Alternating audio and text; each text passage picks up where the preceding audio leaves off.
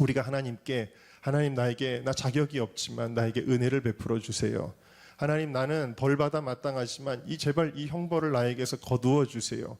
우리가 이렇게 기도하는 기도보다 더 강력한 기도가 뭐냐면 바로 이 페이버의 기도입니다. 하나님 내가 이거 한 거 주님 아시지요? 기억나시죠? 다시 말하면 히스기야가 하나님께 이사야 선지자를 통해서 예언을 받습니다.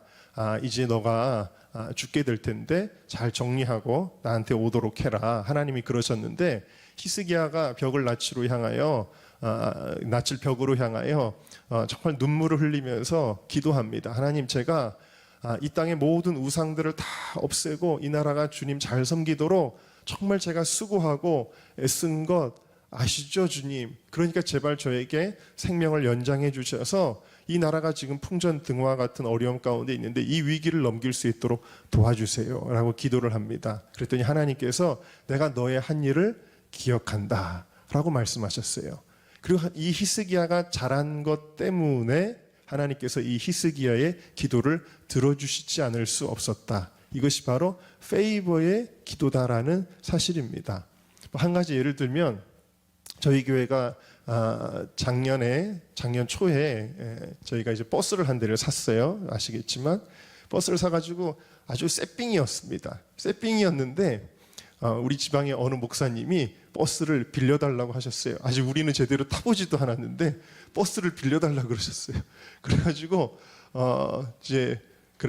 어떡하지? 하고 고민을 제가 했을까요? 전혀 하지 않았습니다.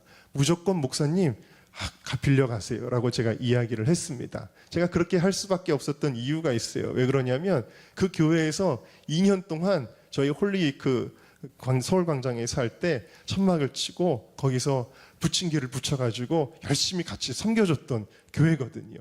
그러니까 제가 뭘 입은 거예요? 그분들의 도움을 받았고 그분들의 헌신을 받았잖아요. 그런 교회가 버스 한번 빌려달라 그러는데 고민할 필요가 없는 거예요. 무조건 목사님 쓰시죠. 마음껏 쓰시죠. 더더군다나 선교하러 가신다는데 쓰시죠. 그래가지고 빌려드렸단 말입니다. 여러분 누군가가 나에게 도움을 줬다면 그 도움을 준 사람이 나에게 도움을 요청할 때 안 들어줄 수 없잖아요. 이것이 바로 페이버의 강력한 기도라는 사실입니다.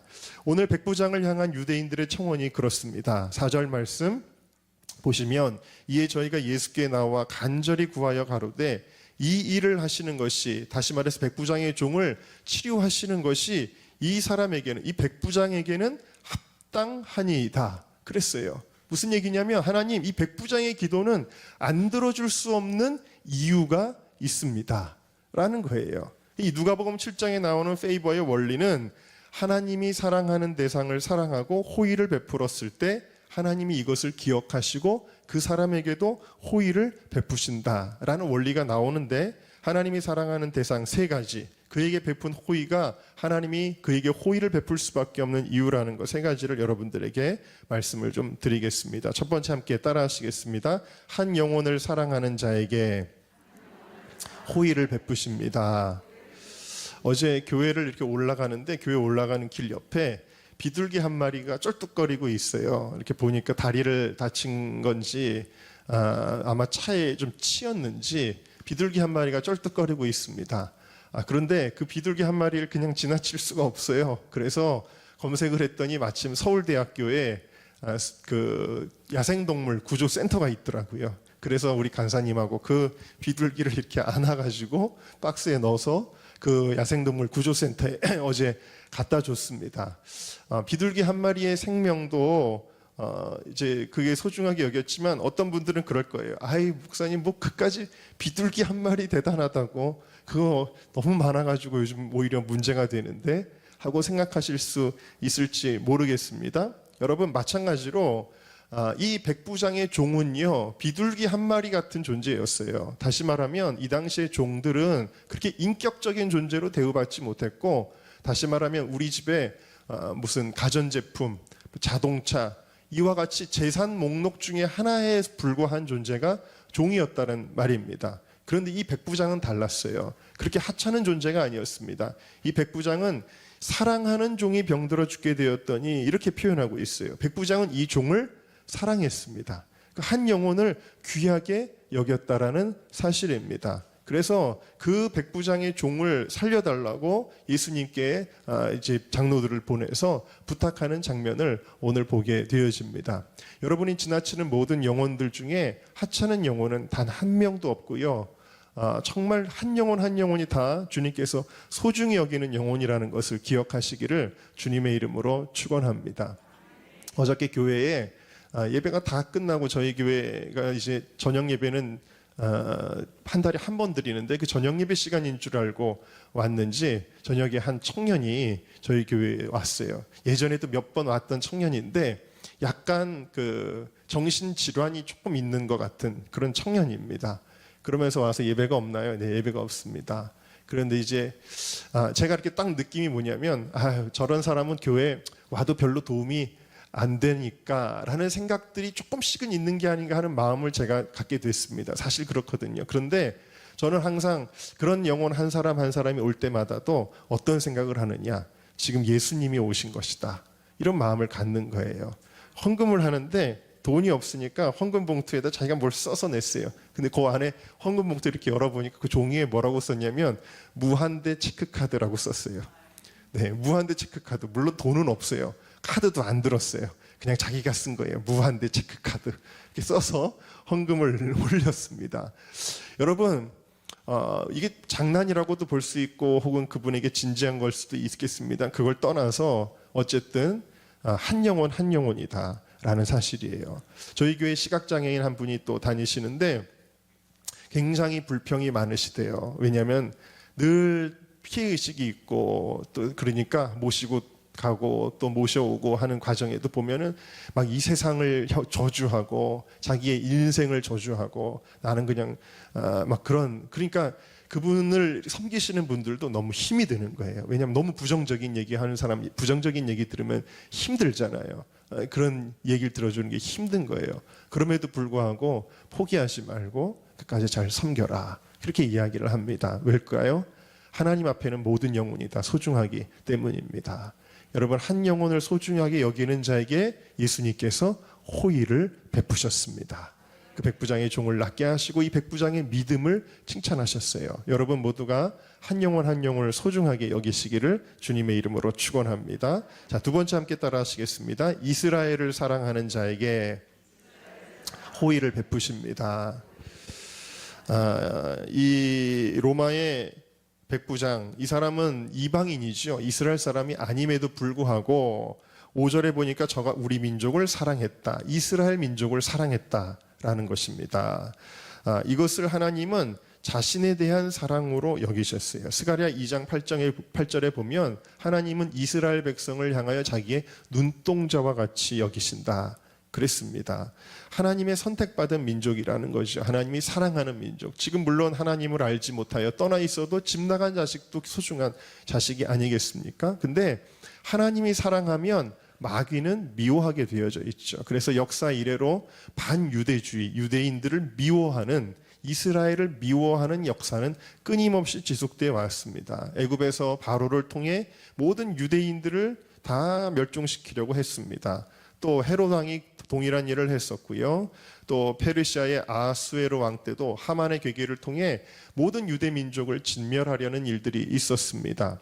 로마 황제 하드리아누스는 60만 명의 유대인들을, 남자들을 학살하고 많은 유대인들을 추방했습니다. 로마 카톨릭 교회는 중세 암흑기에 약 5천만 명의 사람들을 교황권으로 죽였는데 특히 유대인에 대한 박해가 심했습니다. 교황 바오로 4세는 이탈리아 베니스에 게토라는 것을 만들어서 유대인들을 거기다 다 모아놓고 거기서만 살게 했는데 이 게토라는 것이 나중에 히틀러가 만든 유대인 강제 수용소의 이름이 되는 것이죠.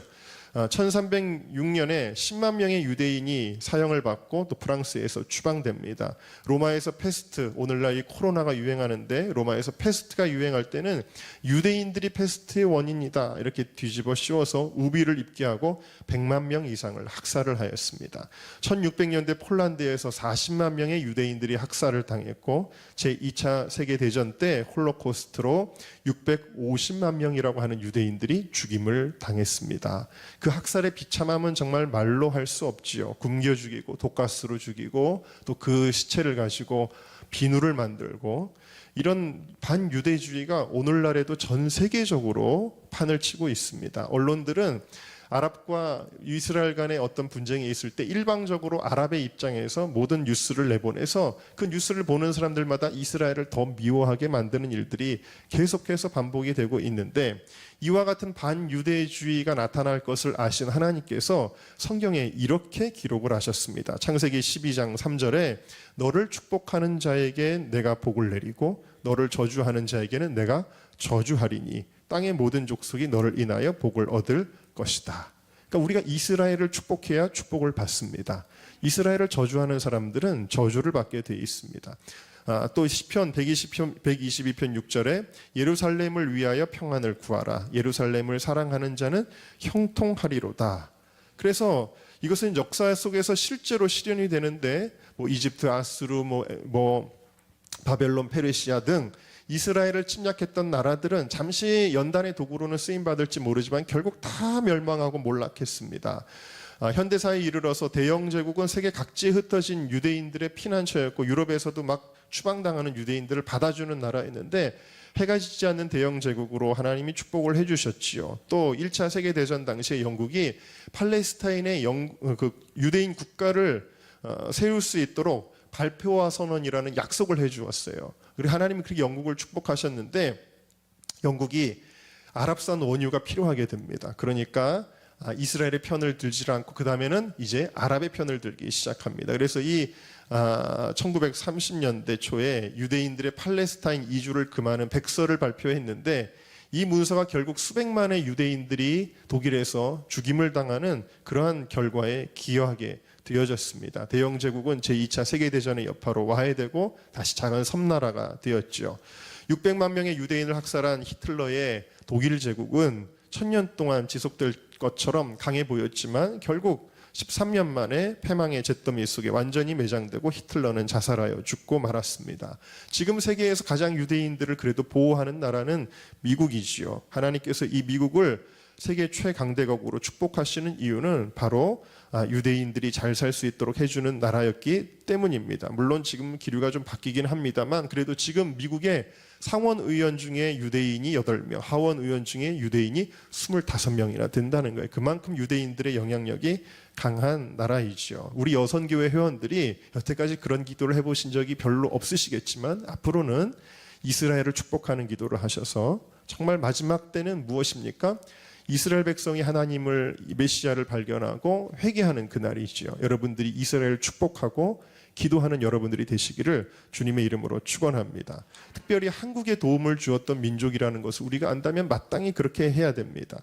대한민국의 현대사에 있어서 가장 중요한 전환점마다 우리는 이스라엘 사람들의 호의를 입었습니다. 우리나라를 건국한 대통령은 이승만 대통령이죠. 근데 그 이승만 대통령의 아내 이름이 뭐죠? 프란체스카 여사입니다. 이 프란체스카 여사는 오스트리아에서 태어난 유대인입니다. 또 6.25 전쟁은 우리나라 현대사에서 가장 큰 위기였는데, 당시 이스라엘, 1950년에 이스라엘 인구는 100만 명도 안 됐습니다. 국가 경제도 굉장히 빈약했습니다. 그럼에도 불구하고 17만 달러의 약품을 보내서 질병과 전염병으로 고통받는 우리 국민들을 도왔고요. 그리고 또 유엔에서 유엔군이 그때 이제 미군들이 와서 많이 싸우고 유엔군들이 와서 우리나라를 살리기 위해서 싸웠는데, 그 당시에 참전했던 유대인의 숫자, 이런 미군이나 유엔군으로 참전했던 유대인의 숫자가 무려 4,000명이나 되었습니다. 적지 않은 유대인들이 6.25 전쟁에 참전했던 것이죠. 또 유엔에서 38선을 넘어서 북진할 것이냐는 토의가 벌어졌을 때 이스라엘은 우리나라 편에 서서 북진을 지지했었고, 혹은 대중국 지원을 논의할 때는 또 우리나라 편을 들어서 그거를 반대하기도 하고, 항상 우리나라 편을 들었던 나라입니다.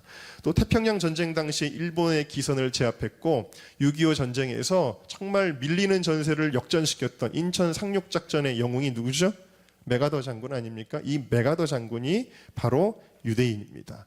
그리고 이 메가더 장군이 이 또 프란체스카 여사를 또 도와서 나중에 6.25 전쟁이 끝난 이후에도 세계 각지에 구호를 요청하는 그런 일들이 있었는데요. 세 번째로 우리나라가 전후에 국가적인 경제 발전을 이룰 수 있었던데도 유대인들의 도움이 있었습니다. 우리나라는 그 당시에 뭐가 필요했냐면 차관이 필요했어요. 돈을 꼬아야 뭘 할 수가 있었습니다. 그런데 많은 차관을 들여와서 우리나라가 원자력 발전소도 만들고 포항제철도 만들고 경부 고속도로도 닦을 수 있었는데, 이와 같은 차관을 빌려오는데 가장 결정적인 역할을 했던 사람은 유대인 거상 사울 아이젠버그라고 하는 사람입니다. 이 사람은 약 4반세기 동안 우리나라를 위해서 봉사하고 헌신했던 사람이고, 외국에서 많은 로비를 통해서 차관을 들여오는데 가장 중요한 역할을 했던 사람이었습니다.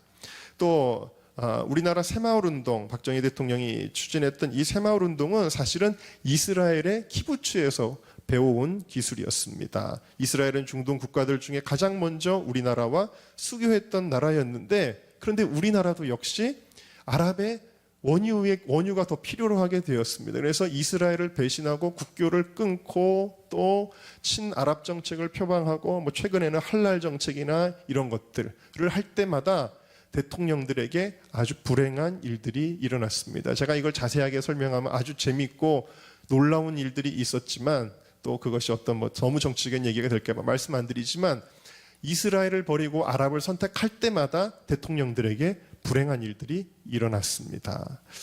그리고 마지막으로 지금 우리는 복음 통일을 위해서 여러분들 모두 기도하고 계시죠?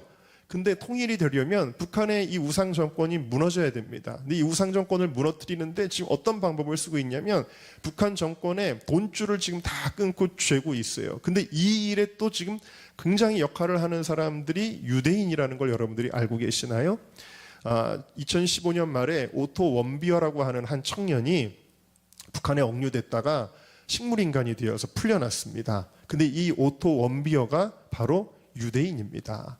그의 아버지와 어머니 프레드 원비어, 신디 원비어, 이 두 분이 미국 내 여러 은행에 동결돼 있던 북한 관련 계좌를 다 찾아냅니다. 그리고 그거를 이제 돈줄을 사용하지 못하도록 막았고, 지금 계속 전 세계를 다니면서 폴란드, 독일로 다니면서 북한의 자금들을 다 찾아내는 일을 하고 있습니다. 이분들이 작년 11월에 우리나라에 와서 뭐라 그랬냐면, 그 아버지는 우리의 임무는 북한이 인권 침해에 책임을 지도록 전 세계에 있는 북한의 자산을 확보하는 것이다.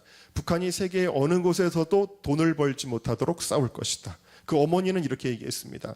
북한이 억류할 아이를 잘못 골랐다. 나는 죽을 때까지 북한 정권을 무너뜨릴 것이다. 여러분이 생각할 때는 이 유대인 부부 두 명이 뭘 그렇게 대단한 일을 할 수 있겠어라고 생각할지 모르지만, 이 두 분이 어떻게 일을 하고 있냐면 전 세계적으로 네트워크를 이루고 있는 이 유대인 네트워크를 사용하고 있는 것입니다.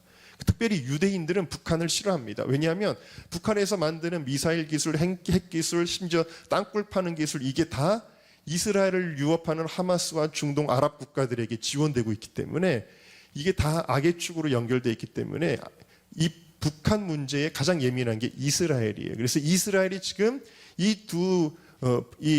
오토 원비어의 부모님과 함께 북한의 모든 돈줄들을 지금 다 끊어버리고 있습니다. 그래서 지금 이렇게 북한의 돈줄이 끊어지면 김정은 정권이 자기의 측근들을 돌보고 혹은 군대를 먹일 수 있는 이 달러들이 끊기기 때문에 굉장히 정변의 위험성이 커지게 되어지는데, 이런 일들을 지금 유대인들이 하고 있다.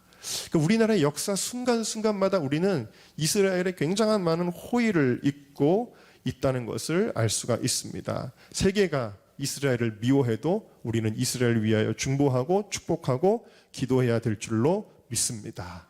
마지막으로 함께 따라 하시겠습니다. 교회를 사랑하는 자에게 호의를 베푸십니다.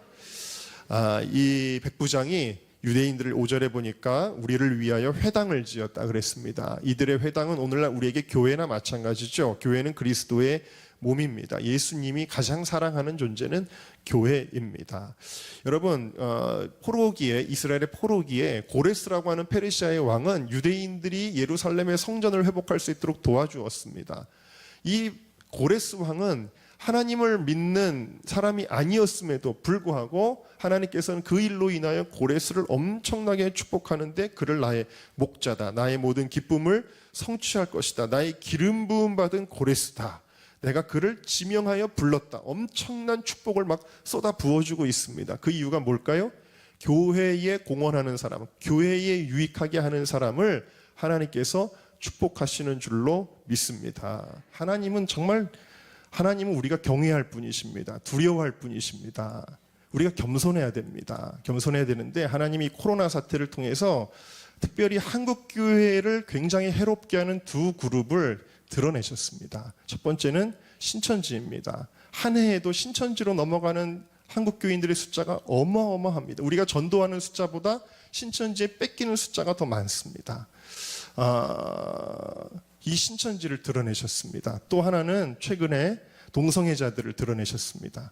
우리는 그냥 성소수자, 인권이 있는 사람들로만 알고 있었는데 그 동성애의 그 문제점, 그들의 성적인 문화가 얼마나 정말 알아야 되는 문제인지를 이번에 드러내게 하셨습니다. 제가 느끼는 건 뭐냐면 하나님이 그래도 한국 교회를 사랑하신다라는 사실입니다. 그래서 이런 것들을 드러내시는 거예요. 하나님은요, 교회를 해롭게 하는 사람을 내버려 두지 않습니다. 여러분, 교회를 어지럽히고 교회의 질서를 무너뜨리고 교회에 해악을 끼치는 사람들, 잠시는 형통하는 것 같이 보일지라도 하나님이 반드시 심판하십니다. 동성애 합법화 등 반기독교적인 정책들이 지금도 무수하게 쏟아져 나오고 있습니다. 여러분, 차별금지법을 우리가 막아야 된다 하는데 실제로 차별금지법은 우리나라에서 지금 실효 중인 것과 같습니다. 왜 그럴까요? 여러분 보세요. 얼마 전에 국민일보에서 기사 제목을 바꿨습니다. 무슨 일이었냐면 게이클럽에서 이런 일들이 일어난 것입니다. 동성애자들이 이런 성생활로 찐방이라고, 수면방, 찐방이죠. 동성애자들이 다 서로 보면서 거기는 나이도요, 여기 배 나오신 분들은 못 들어가요. 거기는 남자들. 배 나온 사람 못 들어가고 45세 이상도 못 들어가요. 자기들끼리 아주 선남들끼리 아주 만나서 성생활을 하는 그런 장소가 이번에도 드러났죠. 이런 것에 대해서 보도했는데 이것이 안 된다. 절대로 동성애자라는 이야기 하면 안 된다. 여러분, 이게 뭐냐면 인권 보도 언론 준칙이라는 거예요. 이런 규정, 이런 규칙이 있어요. 그래서 동성애자들은요, 예를 들어서 마약하다가 죄를 졌어요. 동성애자들이 마약 파티를 잘하는데 마약 파티 하다가 걸려도 그냥 어떤 사람들이 마약하다가 걸린 걸로 해야지 동성애자들이라고 보도하면 못하게 돼 있어요.